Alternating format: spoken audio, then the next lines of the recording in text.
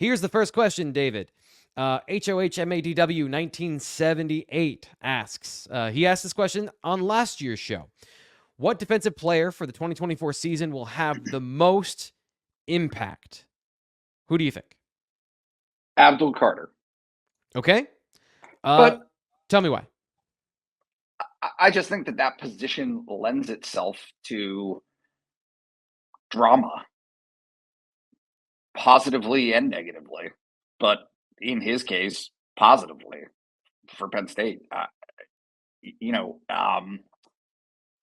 Yes, you got to stop the run. I anticipate that Tom Allen coached defense will do that. I think they will be fundamentally sound. I think that, excuse me, you have linebackers and Kobe King and Tony Rojas to do that. I think the defensive tackles can do that. I think that the run stopping piece of the equation is probably there. Who is going to sack the quarterback and who is going to strip the ball and create game-changing turnovers? Who is going to provide enough pressure to allow the talented quarterbacks that you have to create interceptions, safeties, right? Like that's the dynamic in play. It's just a matter of him, Dani, those guys actually doing it. Yeah. I want to give a shout out to Dennis-Sutton. As you mentioned there, he has superstar qualities, sometimes supersede superstar abilities in terms of Dani is very good at playing defensive end. He's also no slouch at rushing the passer. Last year, he filled in for Chop Robinson and had some pretty dominant wins in the Big Ten. Is he the elite burst athlete that has the complete game that can be an all-around pass rusher, speed, power, movement, everything? He is not.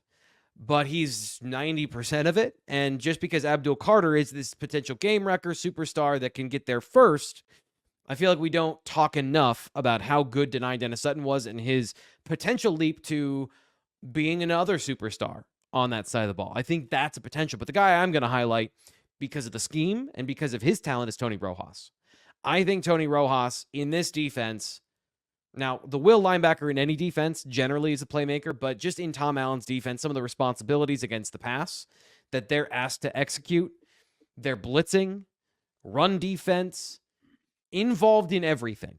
And, when they had to make decisions at Indiana about who's going to be the playmaker, who's going to be the best athlete, who are we going to put in position to be the star of the defense, it was the will linebacker. I don't know how he's going to adapt to having defensive talent like he has now, where you have an Abdul Carter, the defensive tackles we talked about, and the safeties. But Tony Rojas, to me, has superstar qualities as a linebacker to be a complete player. And as good as the Penn State linebackers have been, they have not had a complete player who is a dominant force in the passing game as well. And I think Rojas has the opportunity at some point in his career to be that guy. Does it happen in the beginning of the season? Does it happen by the end of the season? I don't know. And it's also criminal, Nate, that we haven't mentioned a single safety because the defense is really friendly to safeties. So there could be a guy that has 6 interceptions. Yeah, and that is Wheatley's deal, right? Like he has a reputation for that. Winston caught his first interception late in the season last year. Wheatley is that sneaky part of the defense where, I think he's been an off-season point of conversation. But I think it's really hard for me because I think that the way that we look at football games, you see splash plays as being happenstance almost, right? That they're one-offs, but they're not. Like they're not. They are meticulously planned for. If you put yourself in position to do these things all the time, you're not always going to make the play, to do the spectacular, but there's a purpose to it, right? There is a reason that some of these guys make those plays, and I do think that there is an opportunity, really all over the field for Penn State's defense to have, again, game changing plays. Yeah. Those splash plays are so important. It is the inverse of the explosive play conversation on offense. Yeah. Zach brings this up here in the chat, and it's something that you and I are, I think, the opposite of, but I want to then explain why that is. Zach says, I'm most concerned about the cornerback room, and he says, I feel like this is obvious. They've been practicing against Penn State's wide receivers, so do we really know how good they are until they face someone who can push the ball down the field? There's a fair point there.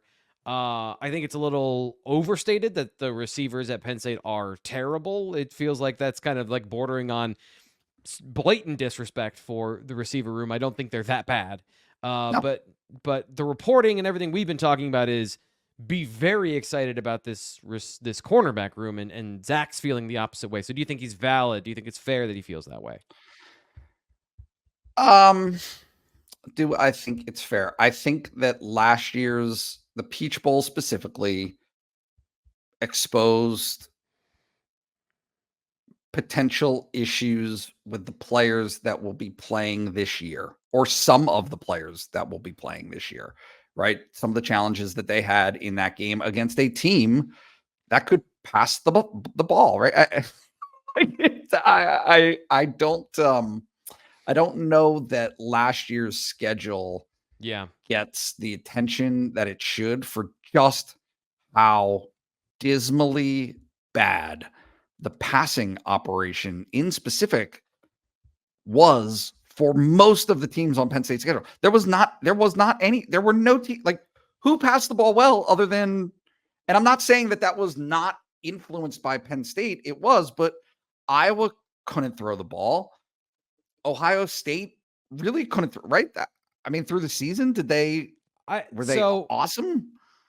So no, they were not awesome to the level that they have been in the past, but they were not. Their quarterback struggled, but they still had a dynamic passing attack because they had the receivers that were dynamic. Talia Tungavaloa threw 25 touchdowns and 3,000 yards, almost 3,500 yards. But yeah, he was terrible in that game because Penn State was so good. To me, the absolute difference was in the first half of that game, you had Abdul Carter, Dani Dennis-Sutton, and Adisa Isaac wrecking things. Yep. And then Curtis Jacobs sits the second half. Adisa sits the second half. Abdul gets hurt. And suddenly you have young corners without your starters and no pass rush to help them. Because as much as Dani was still getting wins in that game, he was not able to get home because you didn't have the overwhelming barrage of pressure. You didn't have the things that made Manny Diaz. And by the way, you didn't have Manny Diaz to make adjustments in the game in his scheme that he understands better than Anthony Poindexter, who's trying to run that. Yep. For the first time. So there was a lot of defensive stuff that I think the corners were hung out to dry, and Cam Miller ended up fighting back literally and physically to have a better end of the game. But nobody cares about that because you latch on to the emotion of the bad stuff, and they lost the game. So I think it's fair to have those emotions, but there was a lot that went into that particular game that I think we don't even talk about when we talk about some of those issues last year.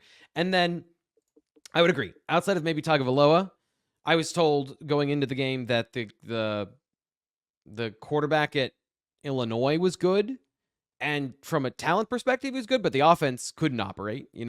So there were things that Penn State had that were total cheat codes, like, hey, you can't block anybody. We're unblockable. So good luck finding a passing attack that works. Yep. No, I think that's fair. But look, the for the most part, the schedule is much of the same in terms of what's anticipated this year. I mean, Southern Cal is going to pass the ball. You would anticipate that they'll be better. No, you're right. It undoubtedly better this year. Undoubtedly. So to that end, is there look, there's validity for fans to be concerned about everything. I tend to hedge that way over the overly optimistic side of things, but I do think that these are for the most part, all of the things that we've talked about this offseason as being poised for very good / great seasons are all in line. I would like any of those storylines falling off dramatically, I would be very, very surprised by.